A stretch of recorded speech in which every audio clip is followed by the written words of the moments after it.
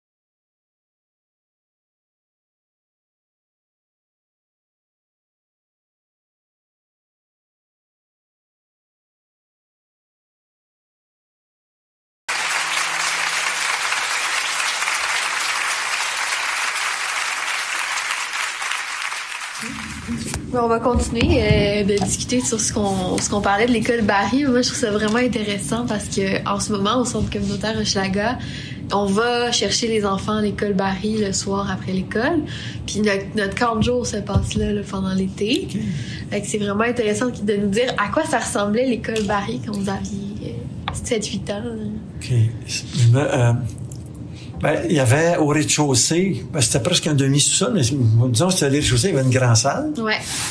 Alors, c'était là que les rassemblements se faisaient, en rang pour aller dans nos classes. On sortait sur la rue Chambly de mémoire, je suis pas sûr. En tout cas, on sortait sur une rue tout ensemble. Ouais. Puis là, moi, je m'en allais vers l'est. Vers là, oui, c'est ça, vers là, parce que je demeurais Valois-la-Fontaine. Mm-hmm. Alors, on montait à l'étage, puis je pense que plus on était dans les premières années, deuxième, on était dans les bas étages, puis plus on était dans les années 5e, 6e, 7e, c'était à l'étage. Je me souviens plus du nombre d'étages, mais c'était assez élevé. Ben maintenant, c'est 2, mais ils ont tout complètement refait. Non, mais il y avait 5, 6 étages à l'époque de mémoire. C'était haut. Ouais. Ouais, à l'époque, peut-être mon souvenir n'est pas bon, là, mais c'était au moins 4 étages, ça, je suis convaincu. Okay. Puis c'était, quand on rentrait, je me souviens, c'est loin le côté des filles à l'époque. Okay. Puis le côté des gars, je me souviens pas je dis Chambly, mais je suis pas sûr. Je pense que c'est Chambly. Oui. On sortait là, puis quand on entrait, il y avait une grande entrée pour aller dans la grande salle, puis chaque côté, il y avait des escaliers pour monter aux étages. Puis ça montait comme ça, là, jusqu'à l'étage supérieur. Wow. Puis en 7e année, on était à l'étage le plus haut. OK. C'était tenu par des communautés religieuses, c'était les frères de Sainte-Croix. C'était comme ça. Fait que la direction. Non, il y avait des laïcs aussi. Ouais. Mais l'école était sous une direction religieuse. Ouais. Puis le système était confessionnel. OK. C'était comment, ce type d'éducation-là? On avait le système d'éducation à l'époque, c'était les évêques qui décidaient tout ce qui s'enseignait dans les écoles. Ouais, c'est ça.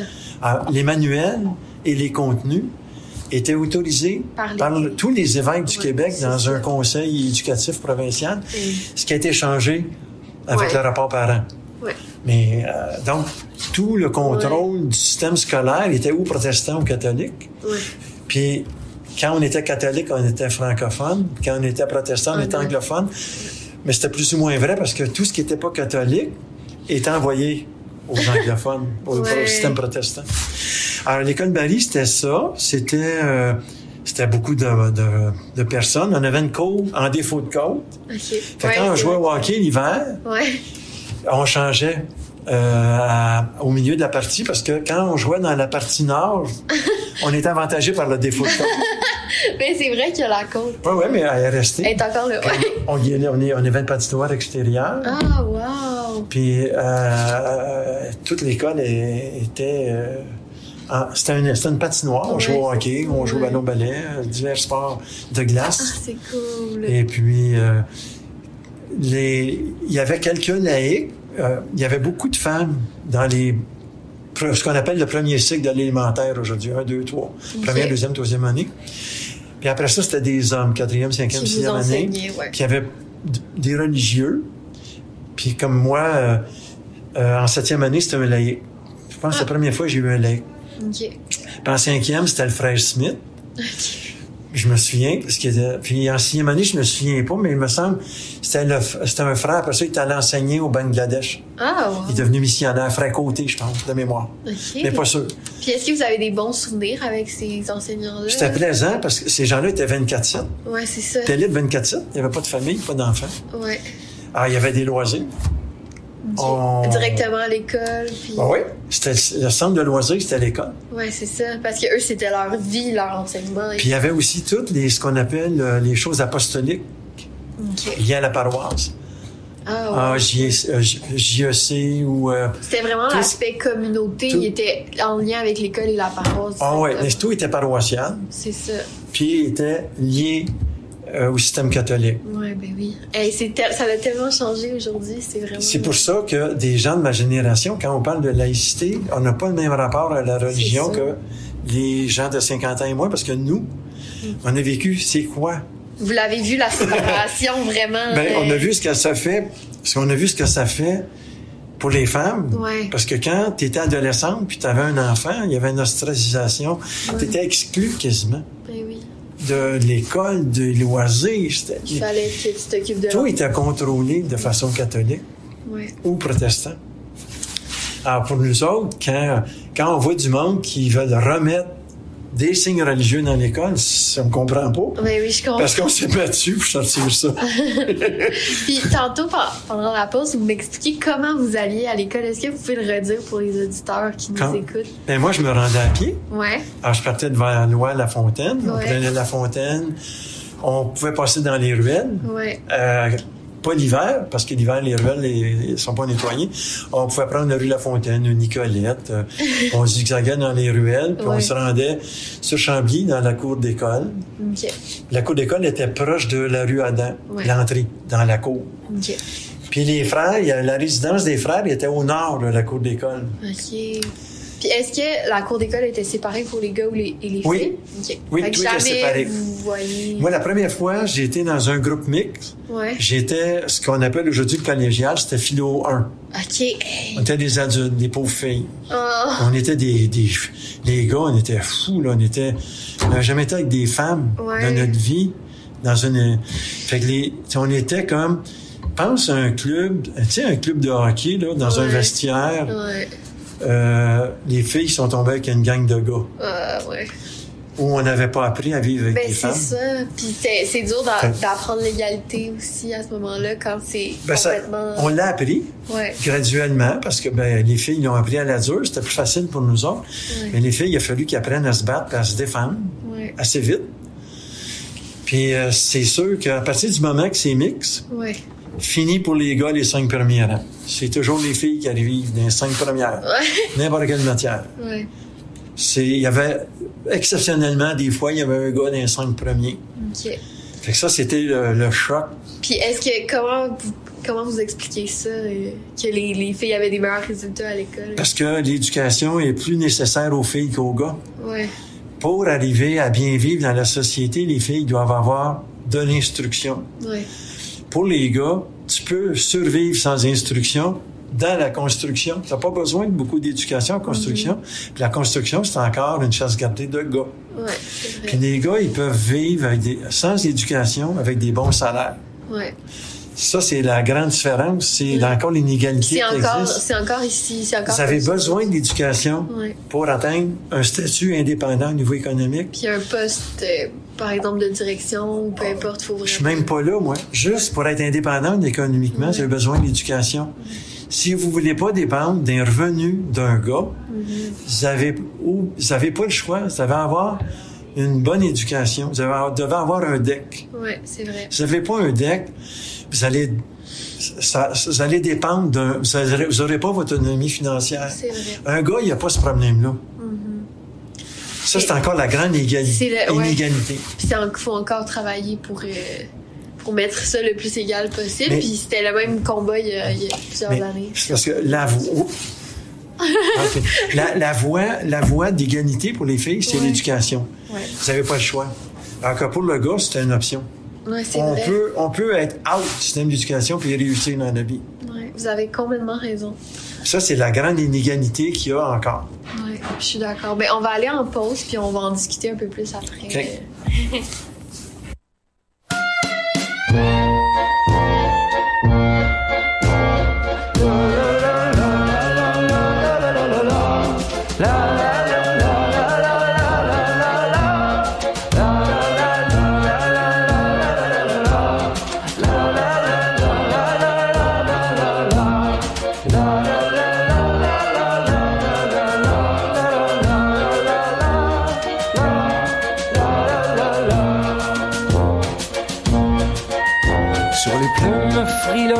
D'un hiver qui s'étend, tu m'as volé mon printemps et mon bec d'alouette. À te brandir la foudre comme un dieu assassin, ton tonnerre dans mes reins et ma tête d'alouette.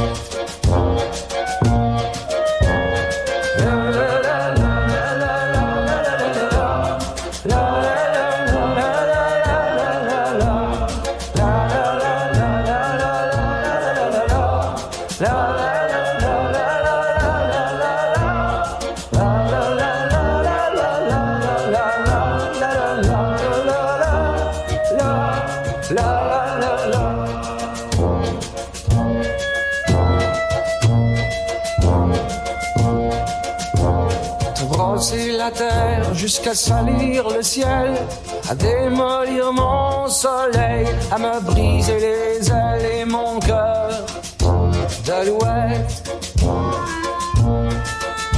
Et mon jour et mon âge et mes rêves, mon père m'a arraché les paupières qui puissent pleurer mes yeux d'alouette.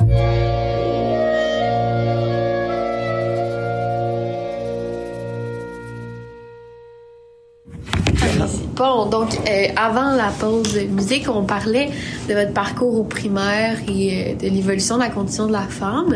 Est-ce que vous pouvez nous parler aussi de votre passage au secondaire, donc après l'école primaire? Alors, moi, je suis un produit du cours classique.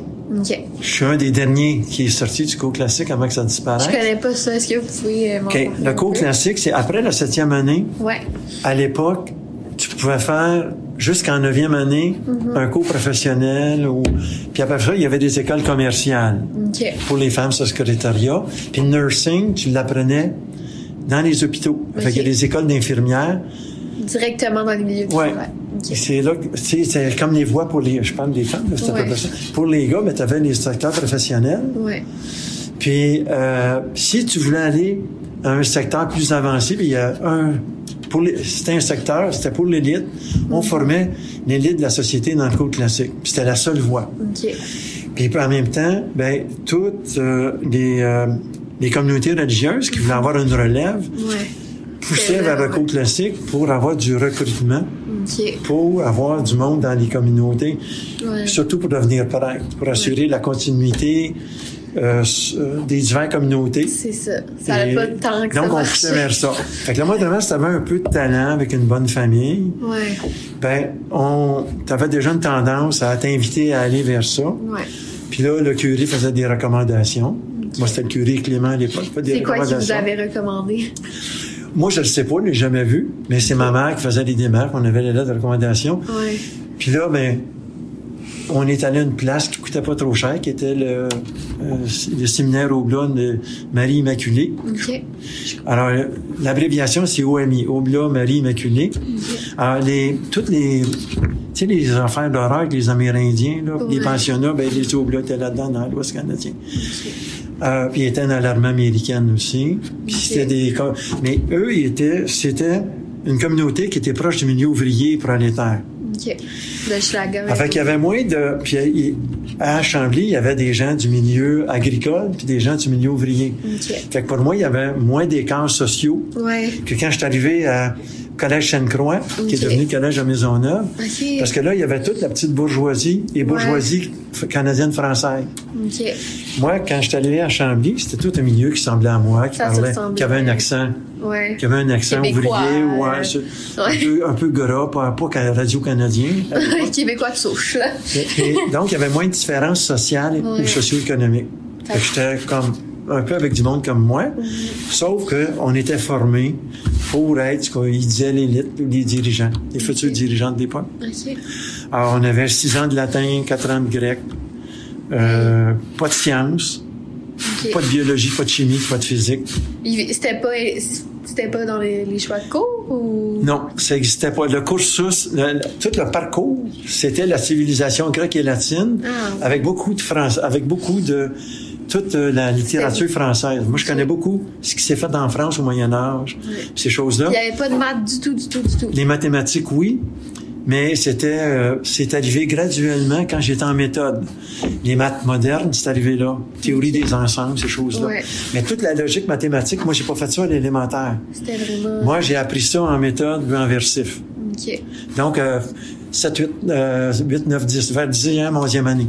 OK. Secondaire, l'équivalent. Ouais, nous, secondaire 4. Parce que le secondaire, il est arrivé un peu après. Ouais, c'est ça. Quelques années après, là. OK. Quand... Puis le passage au collégial, ça s'est passé comment? Moi, le collégial, c'est arrivé... j'étais en versif ou belles lettres à Chambly. Moi, j'ai quitté Chambly ma dernière année quand j'ai senti que j'étais plus intéressé vers les filles que vers Dieu. Mais c'était un peu ça. Ben oui. C'était un peu ça. J'ai commencé à trouver intéressant de jaser une femme, puis trouver des choses qui étaient le fun. Et puis, fait que là, j'ai dit, ouais, peut-être qu'il faudrait que je fasse cette voie-là. J'ai quitté Chambly en mai ou avril, là, quand l'année scolaire se terminait. Okay. Puis à l'automne, j'ai commencé au Collège Sainte-Croix, qui est devenu Cégep de Maisonneuve en philo 1, 3 ans plus tard. OK. Alors, c'est comme si moi, puis là, est arrivé pas loin de là, l'école Saint-Émile à côté, qui était le secondaire. OK. Puis au collège, est-ce que vous aviez un choix de programme à faire ou c'était comme toute la même chose? Le cours classique, il y avait une voie. OK. C'est plus tard qu'est arrivé un petit peu l'option sciences. C'est ça. Nous, maintenant, il y a tellement de choix quand on va au collège. Mais moi, ça n'existait pas, l'option sciences. À l'époque, c'était vraiment... C'était la littérature. C'était, dans le fond, comme Guy Rocher l'écrivait dans son livre, c'est un reliquat de la Nouvelle-France, le cours classique. OK. Non, mais ça dit comment... Ça dit comment vraiment... Ça correspondait pas aux besoins de la société. De ce qu'on avait de besoin pour devenir une époque moderne. On serait resté une époque colonisée. On serait resté une province pauvre et colonisée si on n'avait pas fait le système d'éducation. Ça, c'est clair. C'est sûr. Si on n'avait pas été chercher l'apport des femmes, parce que l'éducation qu'on a faite au Québec, ça a donné l'accès à l'éducation aux femmes. Oui. À tous les niveaux, là. Ça a pris du temps, mais c'est arrivé. Mais c'est arrivé, et c'est grâce à ça si le Québec est aujourd'hui aussi riche qu'il l'est, parce que les femmes ont apporté à l'économie. Mais oui. Et tous les progrès, après, quand les femmes sont sur le marché du travail, ça prend des garderies, ça prend tout ça. C'est grâce à tout ce changement-là qu'on est arrivé à ça. Mais on est parti en 50 ans, 50, 60 ans, là. C'était le Moyen-Âge, là. Mais oui, vraiment.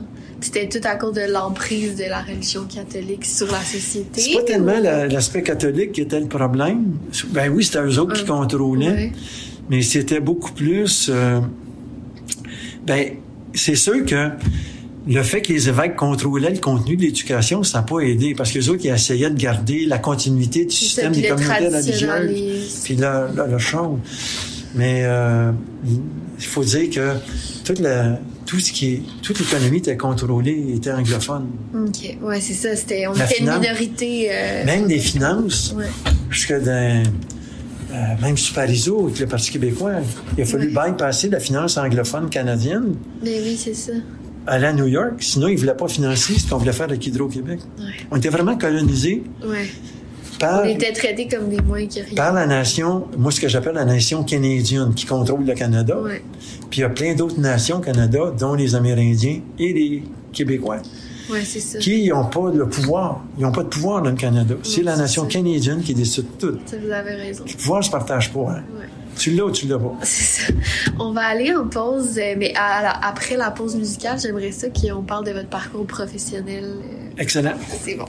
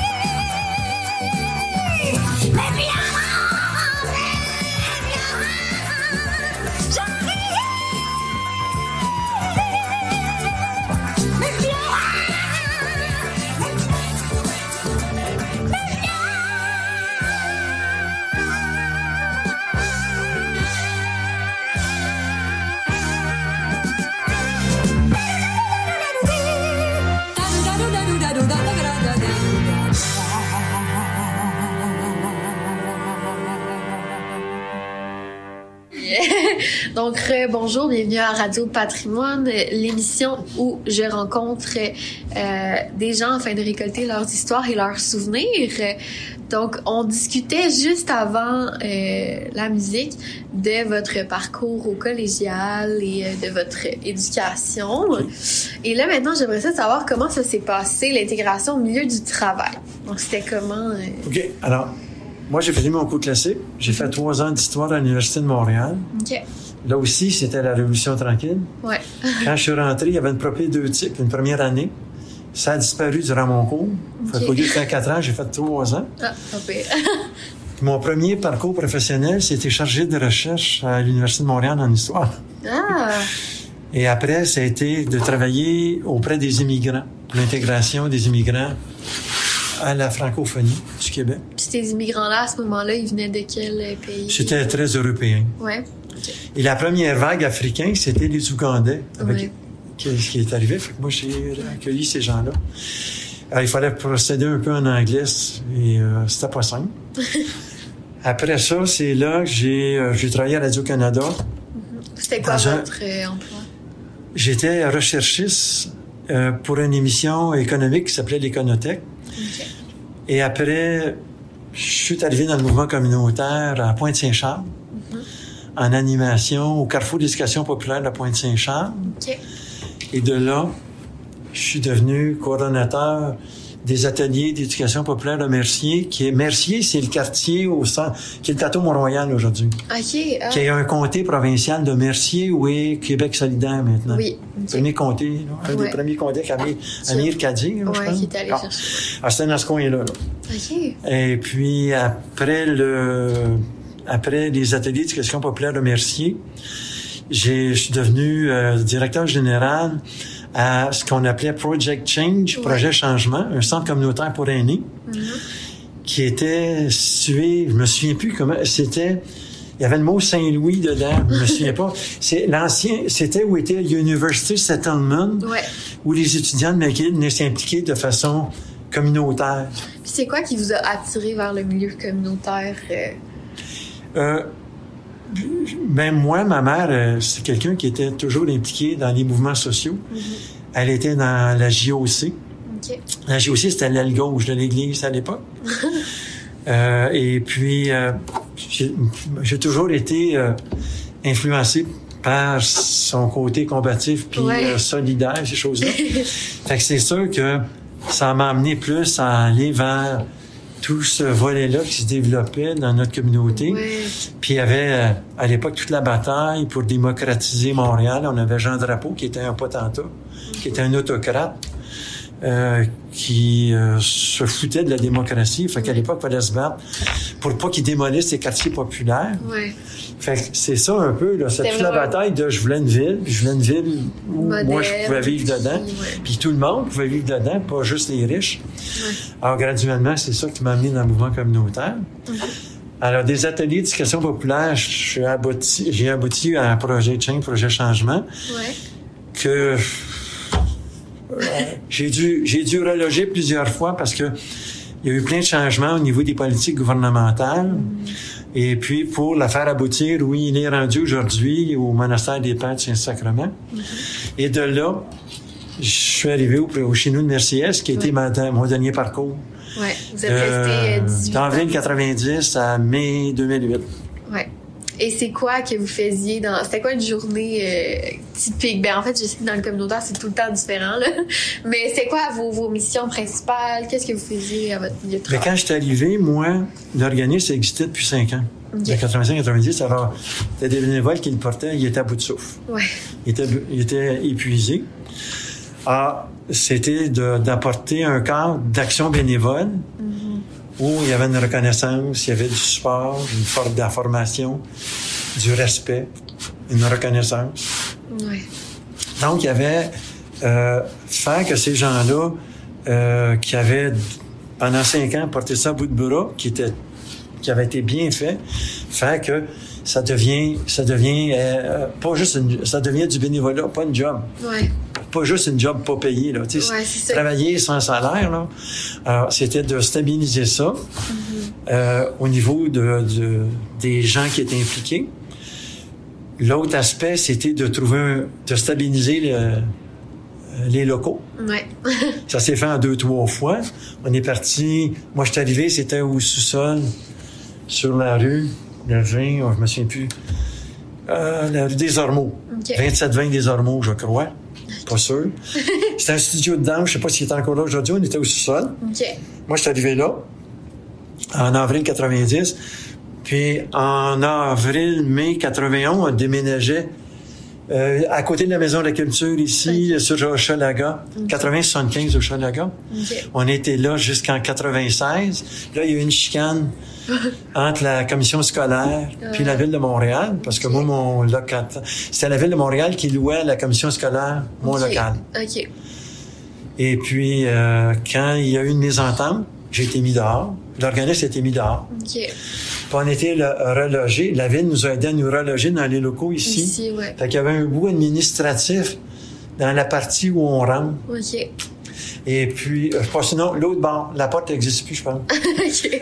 Où il y a une porte, mais c'est une grande salle. Ouais, c'est ça. Et puis, les activités ont été éparpillées à la Maison de la Culture, à la paroisse Saint-Justin, puis dans un autre local. Fait que nos activités étaient éparpillées. Puis les bureaux étaient ici, là, pas loin de la Maison de la Culture, sur la rue Hochelaga. Alors, ça, c'est... Donc, trouver des locaux. Ouais. Finalement, on l'a réglé en 97-98 en atterrissant ici, mais ça s'est fait en 2-3 étapes. Oui, c'est sûr. Les locaux actuels, ça a pris 2-3 changements.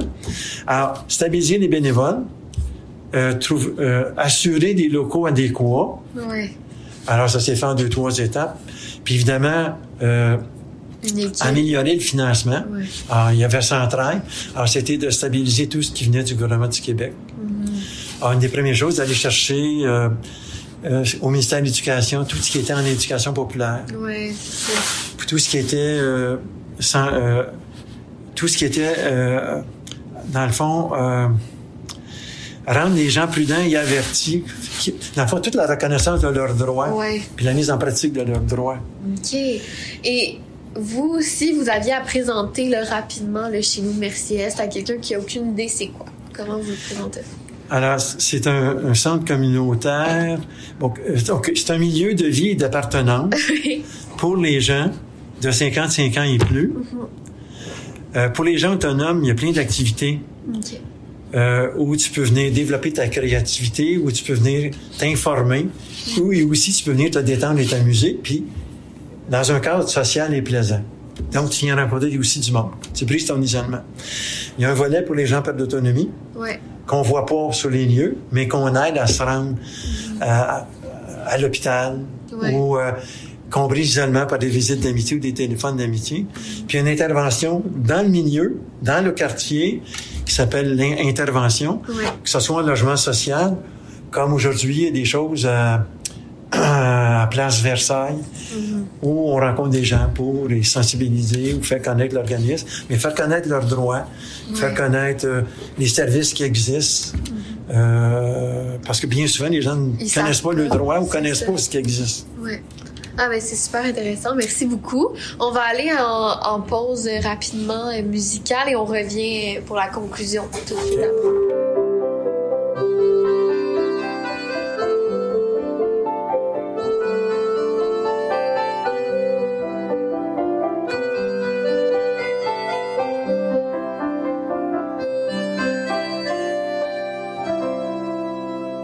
Je suis venue au monde seule, comme tout le monde. C'est seul que je continue ma vie. Adieu le Père, je pourrais répondre. C'est jamais moi qui a fait le bruit. Pour imaginer mon allure, penser à novembre sous la pluie. Et pour l'ensemble de ma tournure, au plus long des longs ormes gris. Comme on dit dans la fleur de l'âge, je suis rentrée à factory de coton. Vu que les machines font trop de tapage, je suis pas causeuse de profession. La seule chose que je peux vous apprendre, c'est d'enfiler le bas de coton sur un séchoir en forme de jambe en partant de la cuisse au talon. Si je pouvais mettre bout à bout le chemin de la factory à maison, je serais rendue, y a pas de doute, faiseuse de bébelles au Japon. Pourtant, à cause de mes heures, je peux pas vous décrire mon parcours.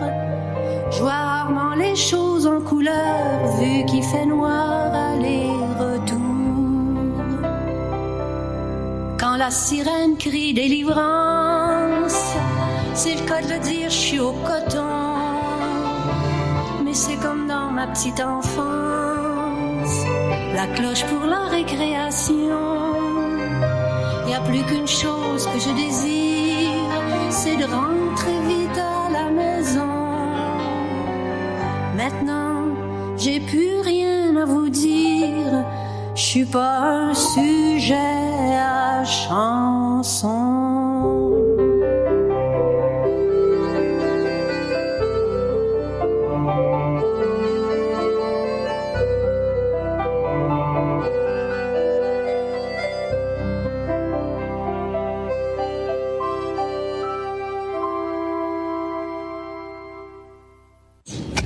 Donc, bonjour à tous, vous écoutez Radio Patrimoine sur les ondes de Radio Centre-Ville.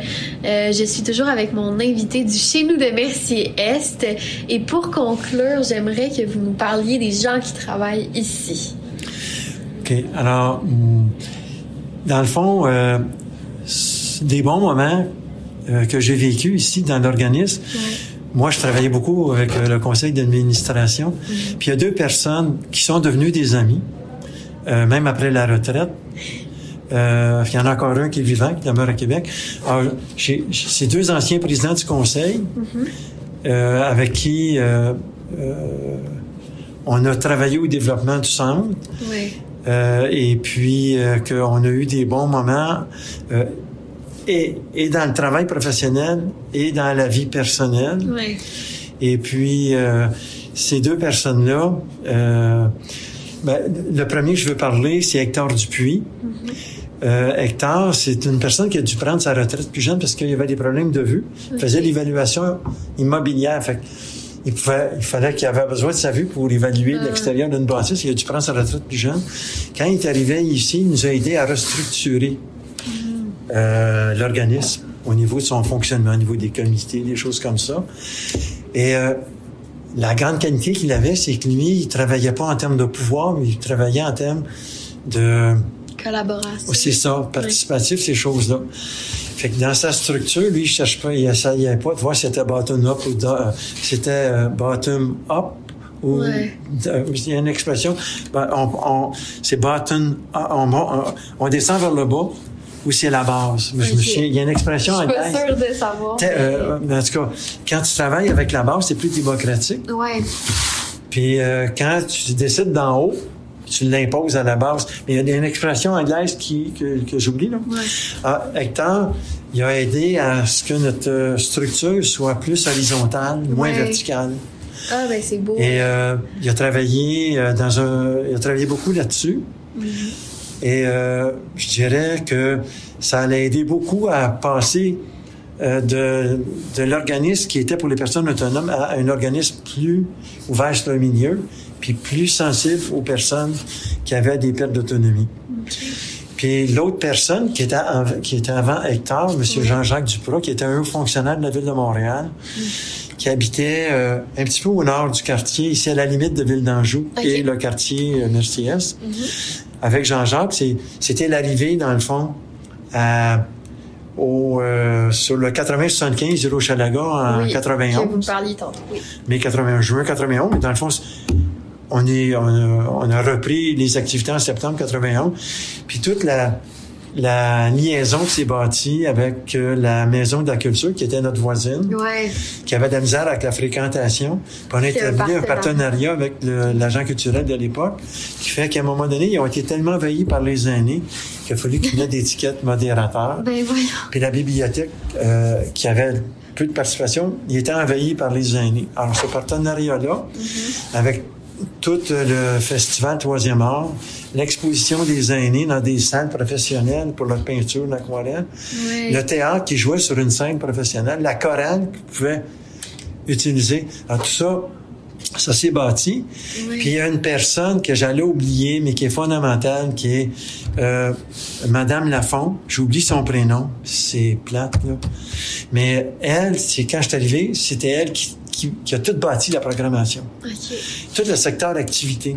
Toutes les activités auprès des gens autonomes. Tout l'esprit là que j'exprimais tantôt. Informer, éduquer, au droit, aux services qui existaient dans un cadre de loisirs, de socialisation. Et toute l'idée de on n'est pas juste un groupe, on n'est pas un groupe de loisirs, puis on n'est pas un groupe thérapeutique. On a un milieu d'appartenance et de vie. C'est tout elle qui, dans le fond, l'a fait vivre, l'a mis en pratique. C'est Lise Ménard-Lafont. C'est revenu. Ces trois personnes-là, pour moi, Lise n'est pas devenue une amie, mais mais les deux personnes qui étaient sur le CA sont devenues des amis. Mais j'ai gardé un souvenir inoubliable de ces gens-là. Et Lise, Madame Ménard-Lafont, dans le fond, c'est elle qui a fait que le SAM a pu passer à travers les premières misères, les premiers déménagements difficiles. Parce qu'il y avait une base qui était solide avec des valeurs tout à fait. Propres à l'organisme. Et elle est encore en vie, Lise. Monsieur Duprat, il est décédé. Hector, il est à Québec. J'ai encore des liens téléphoniques, mais pas très continus, là. Parce qu'au fur et à mesure, quand on se voit plus, on se perd de vue aussi. C'est normal. C'est ça, c'est des bons souvenirs. Ces trois gens-là, c'était précieux pour moi. Puis quand je suis arrivé, c'est sûr qu'avait Lise à me guider parce que pas commettre d'impair. Parce que tu connais pas toutes les petites dynamiques entre les gens, les petites chicanes. C'est ça. Merci beaucoup de nous avoir raconté l'histoire de votre histoire puis l'histoire du Chez nous Mercier Est. Donc, on se revoit la semaine prochaine pour une nouvelle émission de Radio Patrimoine. C'est tout. Merci.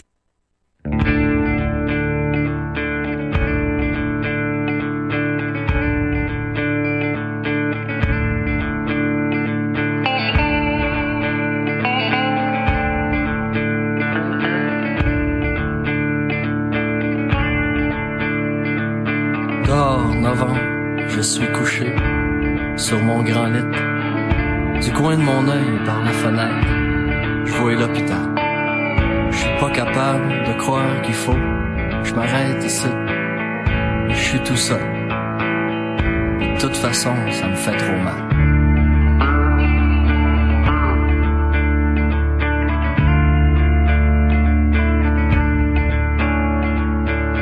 Mon corps, c'est un pays en guerre, sur le point de finir. Le général de l'armée de terre s'attend au pire. J'ai faim, j'ai frette, je suis trop faible pour me lever de bout. On va hisser le drapeau blanc, un point c'est tout.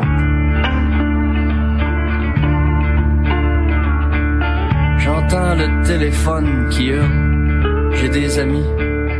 Je voudrais tellement pouvoir me lever pour leur parler, leur dire allô, c'est moi, je suis correct, je suis toujours en vie. La planète tourne, elle est pas supposée tourner sans moi.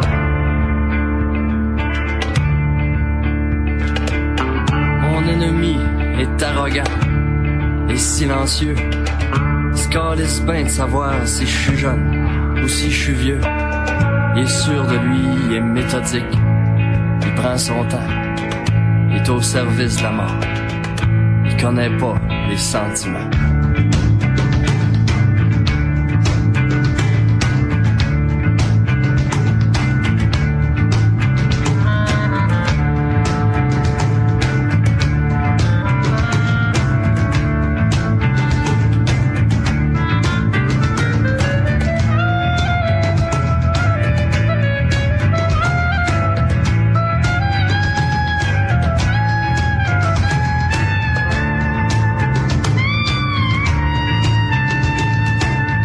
Ces derniers jours, j'ai dû vieillir de 4000 ans en visitant des vieux souvenirs dont fier pour faire la paix avec ses regrets. Ça prend du temps, je me retrouve 100 fois plus fatigué, trop fatigué, mais moins amer. L'histoire du monde puis mon histoire sont mélangées. Je viens juste de revivre 100 000 autres vies en une seconde. Toutes mes conneries puis l'ambition de l'humanité, ça revient aux mains. Y'a pas de coupable, y'a pas d'or.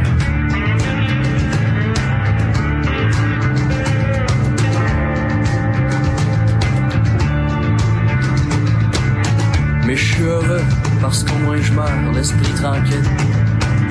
Je vais commencer mon autre vie de la même façon. Je vais avoir de l'instinct, je vais rester fidèle à mon style. Entendre